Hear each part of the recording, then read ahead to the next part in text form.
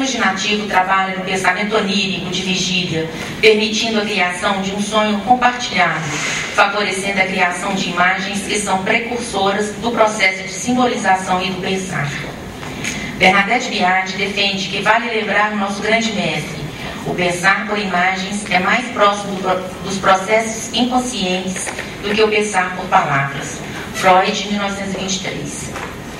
Maria Bernadette Biagi, psicóloga e bacharel em psicologia pela FUMEC, especialista em psicologia clínica pelo Conselho Regional de Psicologia, Minas Gerais e Espírito Santo, e tem formação psicanalítica e pós-graduação em hipnoterapia e hipnoanálise, yoga terapia pela OSA, Fraternidade dos Sarvas.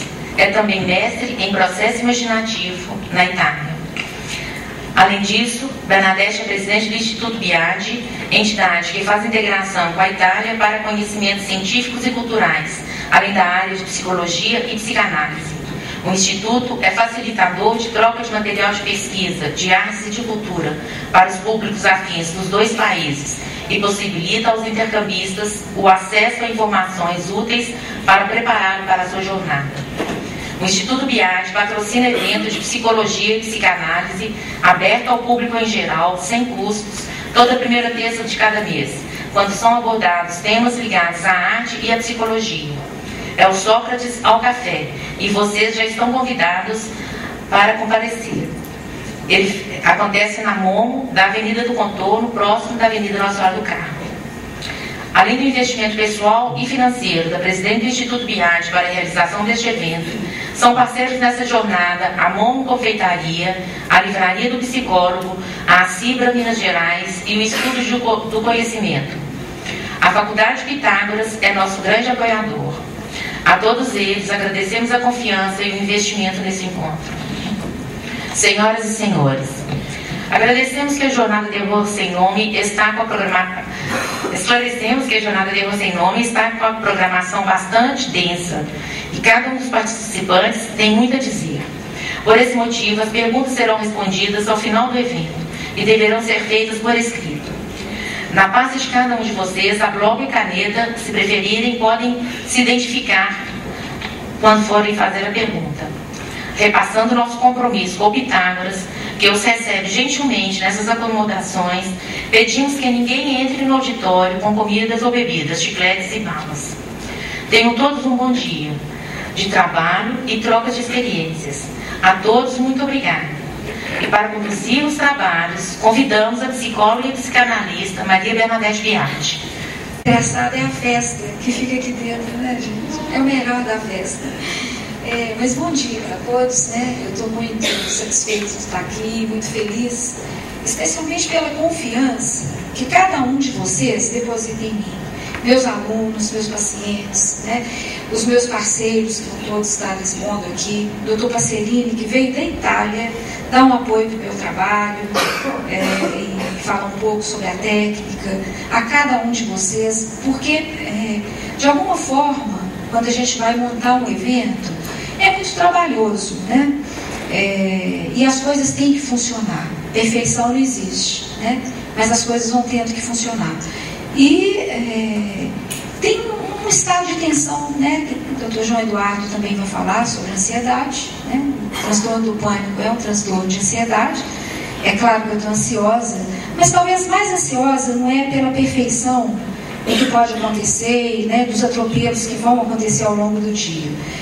Mas para que a gente possa, para que cada um de vocês possa levar nesse encontro um número de elementos, né, para vocês poderem articular, pensar. Algumas pessoas aqui já estão habituadas com os conteúdos que eu vou dar. Vou articular um pouco mais para alguns, um pouco menos para outros, né? Mas eu espero que no total vocês possam levar muitos elementos para poder ampliar acho que essa visão, né, tanto teórica quanto emocional, do que é esse sofrimento, né, esse transtorno do pânico. Eu tinha pensado, como a gente está com um pouquinho de atraso, eu tinha pensado de fazer um resumo da jornada, rapidinho, mas eu vou preferir pular esse pedacinho e chamar o Dr. João Eduardo Vilela, né, que vai falar dos aspectos neurofisiológicos do transtorno do pânico. E, bem, acho que aqui a gente vai começar a falar dessa parte mais clínica, né? Se vocês tiverem perguntas, como a Dorinha disse, né? Vamos deixar anotado. E eu tenho certeza que vocês vão ter agora, né, uma abertura maravilhosa, que o Dr. João Eduardo ele tem essa capacidade, né, de colocar de uma forma muito tranquila, muito simples, esses aspectos mais clínicos do pânico.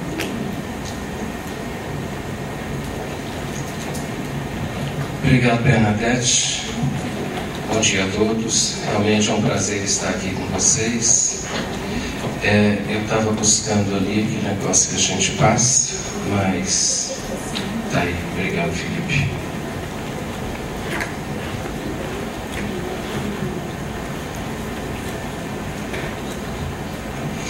Bom, coube a mim falar um pouco sobre o que é pânico, o que é transtorno do pânico.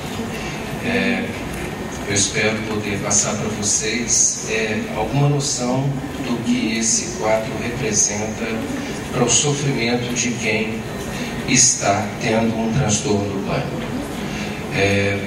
Eu acredito que vocês já tiveram um pouco disso com a apresentação maravilhosa do Felipe, né, onde o pânico é alguma coisa parecida com isso que ele conseguiu belíssimamente fazer, né? É quase um desfalecimento, é quase que uma psicotização, é uma perda em si, uma tentativa de reencontro. Trouxe um pouco de angústia, mas pelo menos eu acho que deu para vocês terem uma ideia.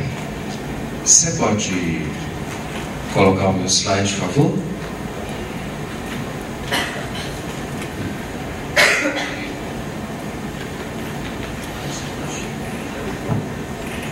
Tudo bem, ele está tentando ali, enquanto isso nós estamos conversando.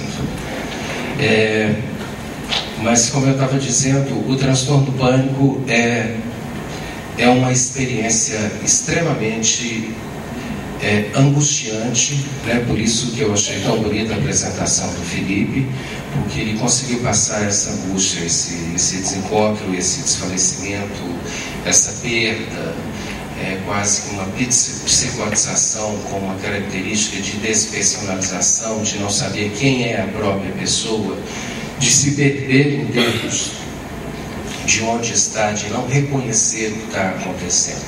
Então é uma crise extremamente aguda e, com isso, a gente vai tentar caracterizar um pouco sobre a história, quando foi que começou.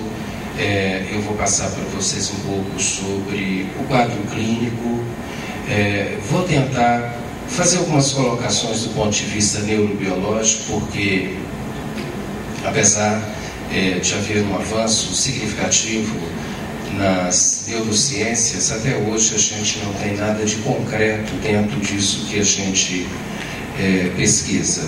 Há suposições em inúmeros trabalhos que mostram alguma coisa, que há uma coincidência, e ao mesmo tempo, depois de algum tempo, você encontra outros trabalhos negando tudo aquilo que o primeiro falou. Mas, de qualquer forma, eu gostaria de passar para vocês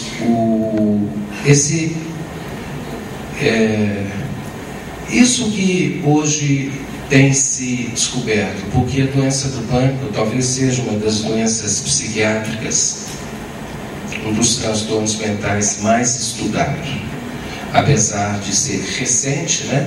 Só a partir da década de 80 que a DSM-3, que é o Manual Diagnóstico norte-americano, introduziu o transtorno do pânico como uma doença diagnosticável.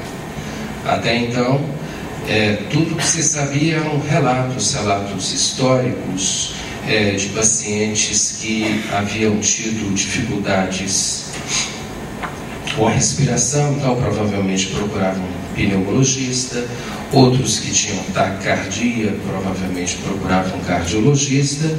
Então, frente a isso, obrigado. É muita coisa para a gente mexer, né? Vamos ver se eu dou conta. Bom, Então, clínica e fisiopatologia do transtorno do pânico. O Bernadette, você sabe se tem aquele microfone aqui de pendura aqui? Não? Obrigado. Fazer o que é, né?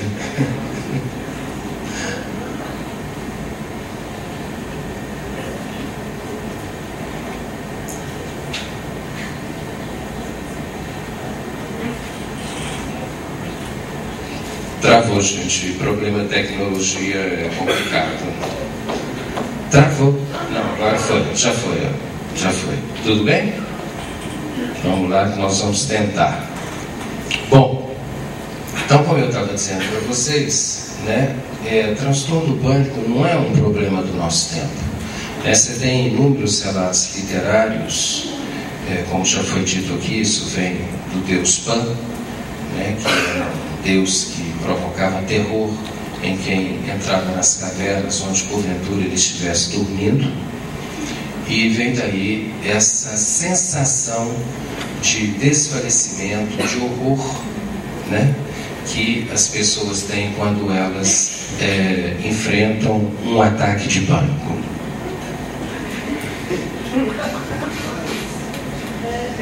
Eu já estou ficando quase em pânico.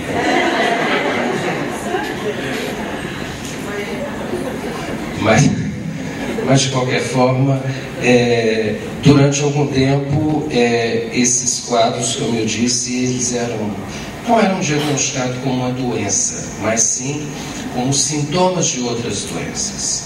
Então, eu mesmo já tratei de transtorno de pânico sem saber que eu estava tratando de transtorno de pânico. Isso que eu me formei em 1975, antes o transtorno do pânico ter esse diagnóstico de transtorno do pânico. Então, nós consideramos isso como sintomas, né? Era um sintoma depressivo. Hoje nós sabemos que as depressões, elas raramente cursam sem um transtorno de ansiedade paralelo. Então, nós tratamos isso sobre... Ok? Ok. Tá bom. Obrigado. Se você puder fazer, eu acho que me sobra mais uma mão aqui para eu... Não, ainda não, por favor. Mas então, como eu estava dizendo, não é um problema, e essas queixas físicas sempre eram procurado um médico que não fosse um psiquiatra. Aí foi a partir... Pode passar, por favor, Bernadette. Eu acho que você podia voltar por favor. Exato, aí não. De leve. Aí, ótimo. Obrigado. Então, teve um psiquiatra nova-iorquino chamado Donald Klein, que começou a fazer pesquisas em torno de 1969, na década de 60, com experiências de ataques de pânico. E ele percebeu, descobriu alguns tipos de ataques, e em cima desses estudos foi que, em 1980, a DSM-3 foi lançada pela primeira vez com a expressão transtorno do pânico. Isso é um pouco de história para vocês saberem por que o transtorno do pânico só foi reconhecido em 1980. Ele já existia, evidentemente, há muitos anos, mas com um nome, como uma entidade nosológica individual, ele só foi a partir de 1980. Em pouco tempo, esse transtorno tornou-se o transtorno psiquiátrico mais estudado, exatamente porque, a partir dessa época, nós já tínhamos a psicofarmacologia, já tínhamos um avanço nas neurociências, e o uso de medicamentos psicotrópicos nos permite pesquisar uma série de causas de doenças que nos facilitam bastante a compreensão dessa etiologia. O próximo, por favor, Bernadette.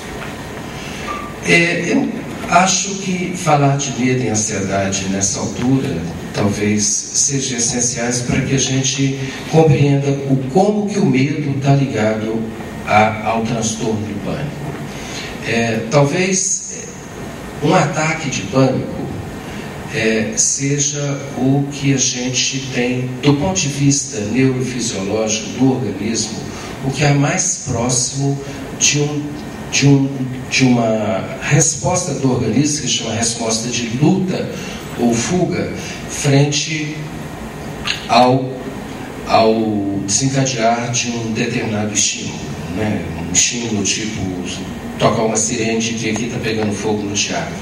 Todos nós teríamos provavelmente reações semelhantes ao que o indivíduo com transtorno do pânico tem.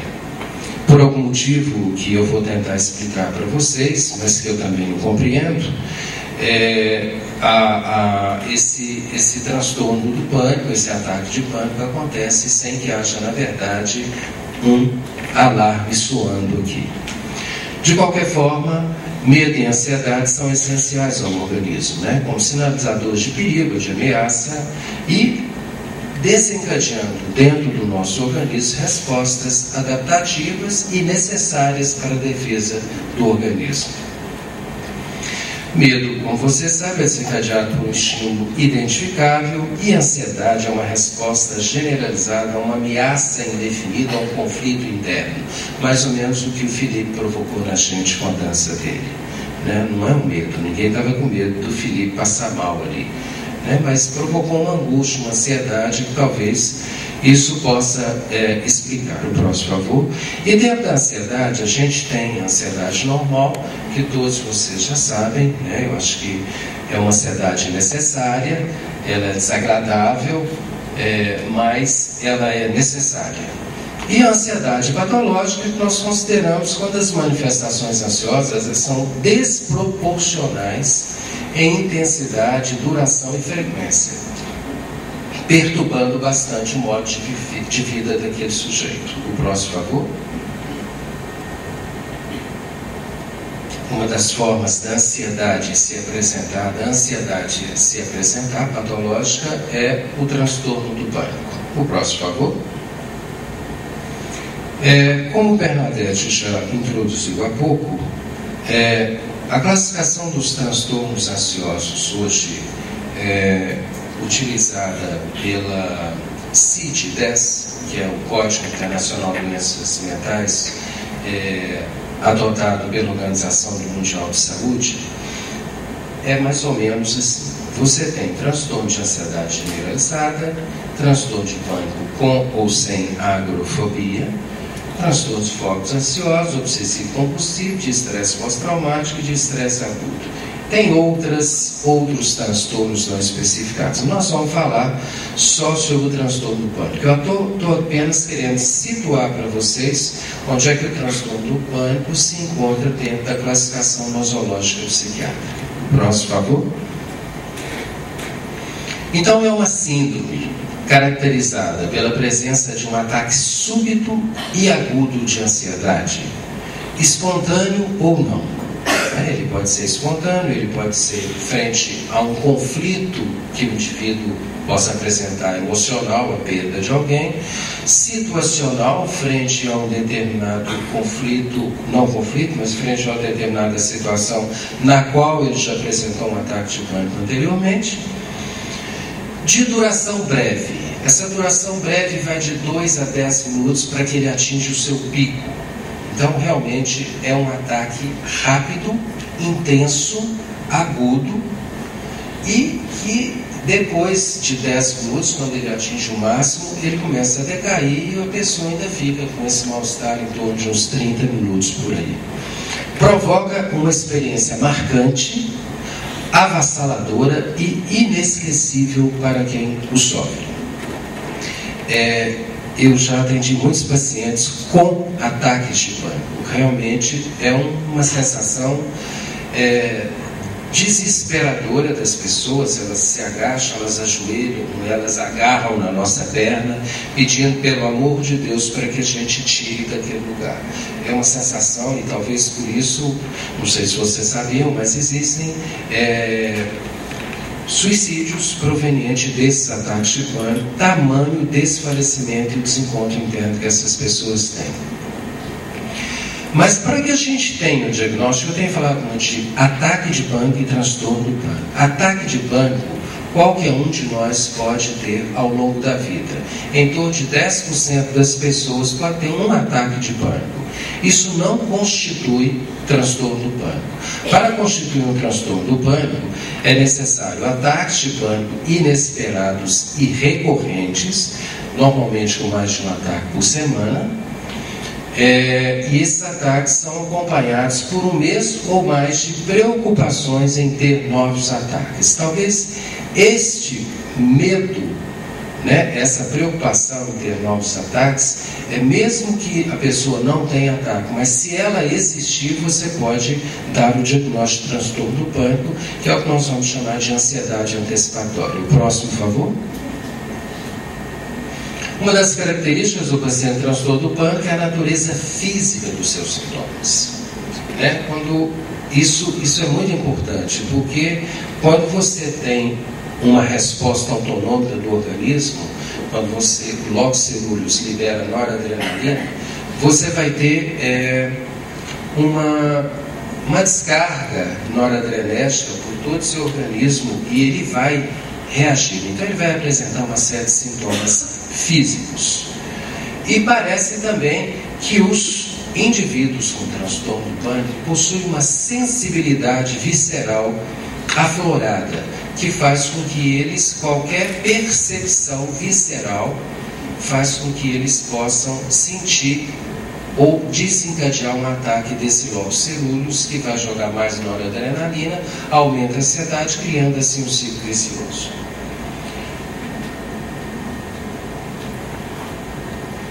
O transtorno do pânico está entre os diagnósticos mais frequentes que levam os pacientes aos serviços médicos de urgência. É raro um indivíduo que tem um transtorno do pânico, primeiro, segundo, terceiro, até o quinto, até que seja diagnosticado, que não vai parar no pronto-socorro cardíaco. A sensação de desfalecimento, de morte iminente, de desmaio, de que vai ter um ataque do coração é tão grande que essas pessoas saem desesperadas procurando uma clínica de urgência, normalmente um pronto-socorro cardíaco.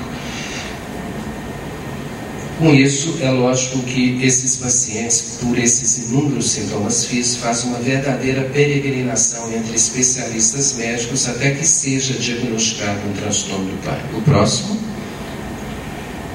Quais são as características clínicas do transtorno do pânico? Para que nós tenhamos um transtorno do pânico, a gente tem que ter esses três elementos. O ataque de pânico, a ansiedade antecipatória, que é o medo de ter novos ataques, e a evitação esquivafóbica, que nós chamamos de agrofobia. O próximo. Os ataques de pânico. O que é que caracteriza um ataque de pânico? Então, uma ansiedade súbita, aguda, com um horror, um medo, onde você vai ter pelo menos 4 desses sintomas que eu vou relatar para vocês. Dificuldade para respirar ou falta de ar, que a gente também chama de dispneia. Ondas de calor ou calafrios, náusea ou desconforto abdominal, dormência ou formigamento, sensação de desmaio, medo de morrer, medo de enlouquecer ou de perder o controle dos seus atos. Vocês veem que vocês têm sintomas psíquicos, medo de morrer, medo de enlouquecer, e você tem sintomas corporais. Continuando, por favor, próximo. Despersonalização ou desrealização, sensação de sufoco, dor ou desconforto no peito, palpitações ou taquicardia, tontura, tremores e sudorese. Para que você caracterize um ataque de pânico, então você tem que ter pelo menos desses. É lógico que tem pessoas que têm 8 desses sintomas, pessoas que têm também menos, que é uma situação especial que a gente chama de transtorno do pânico limitado. Então, vocês observam que existem inúmeros sintomas físicos. Por isso que talvez o transtorno do pânico tenha se demorado tanto tempo para ser descoberto, porque cada um desses, quem sofria taquicardia e palpitação ia procurar um cardiologista, quem sentia problemas de diarreia ou náusea ou desconforto abdominal procurava um gastroenterologista e por aí. O próximo. Talvez desfazendo, em pequenos pedaços, como o Felipe estava aqui, desfazendo a sua roupa. Essa classificação dos ataques de pânico, ela é importante pelo seguinte, porque nós não acreditamos que possa ser diagnosticado um transtorno do pânico sem que o primeiro ataque seja espontâneo. A partir desse ataque espontâneo, você vai ter os ataques situacionais, ou seja, se eu tive um ataque de pânico fazendo uma palestra, provavelmente toda vez que eu for convidado a fazer uma palestra, eu corro o risco de ter um ataque de pânico situacional, porque eu estou realmente me expondo ao mesmo ambiente que me desencadeou o primeiro ataque de pânico. Então isso acontece em ônibus cheios, né? Em fila, em qualquer lugar onde você possa estar se sentindo ameaçado. Emocionais. São ataques provocados por perdas emocionais. Noturnos. 40% mais ou menos dos pacientes que têm ataques de pânico, transtorno do pânico, têm ataques de pânico noturnos. O sujeito acorda com um pavor intenso, uma hiperativação, com todos aqueles sintomas que nós descrevemos há pouco.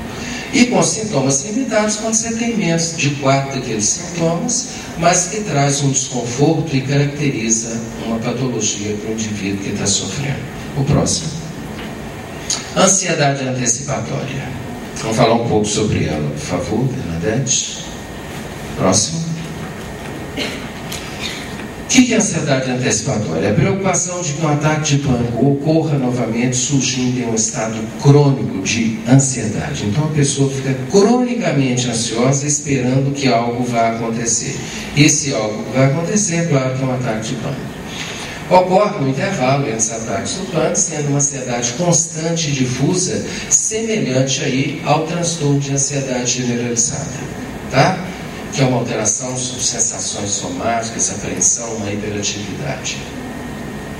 A ansiedade antecipatória, é lógico, vai gerar dentro do indivíduo um outro comprometimento, que é o terceiro item, por favor, que é a ansiedade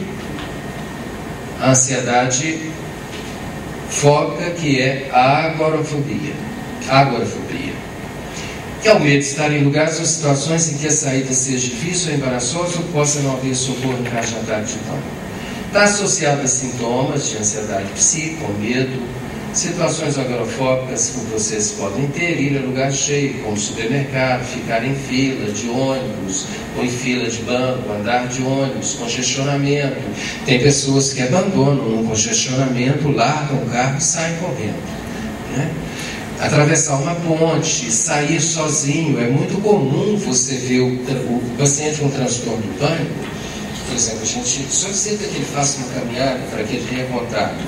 Ele anda, né, se a casa dele é aqui e o final do quarteirão é lá, ele anda até a metade, volta, anda até a metade para cá, volta, ou então ele vai com o cachorro, ou então ele vai com um filhinho de 2 anos de idade e ele se sente mais seguro para fazer isso. Próximo, por favor. Nem todos os pacientes experimentam agorafobia, mas cerca da metade dos pacientes experimentam agorafobia. E parece que isso está ligado, né, a pessoas que tiveram o primeiro ataque em situações constrangedoras. Outras pessoas, outros autores, pesquisadores, acreditam que aqueles que têm uma personalidade, um transtorno de personalidade dependente, também estariam mais propensos a ter transtorno do pânico, agorafobia.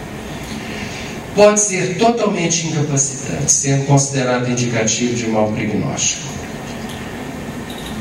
Quando eu digo totalmente incapacitante, eu me lembro muito de um paciente meu, um senhor de mais ou menos 70 anos de idade, que me procurou.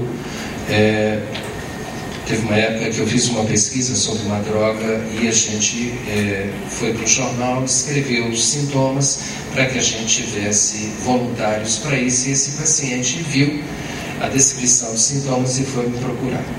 Ele tinha mais de 30 anos que não saía de casa, a não ser acompanhado da esposa ou dos filhos. O que ele mais gostava de fazer era pescar, e tinha 30 anos que ele não conseguia pescar.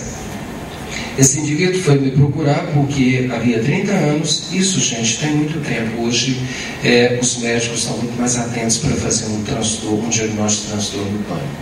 Mas isso ocorreu há mais ou menos uns 20 anos atrás, e os cardiologistas, os médicos de uma maneira geral, não conseguiam identificar o que era um transtorno do pânico. Então, sempre que o paciente chegava num pronto-socorro, ele não tinha mais nada, porque a ansiedade já tinha passado, estava apenas com taquicardia, o cara fazia um eletrocardiograma, media a pressão já tinha voltado ao normal, e falava para o paciente que ele não tinha nada.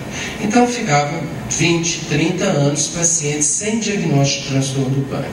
Hoje não é assim, mais uma vez eu repito, a clínica médica, de uma maneira geral, e principalmente os cardiologistas, estão atentos a esse tipo de acontecimento. Bom, o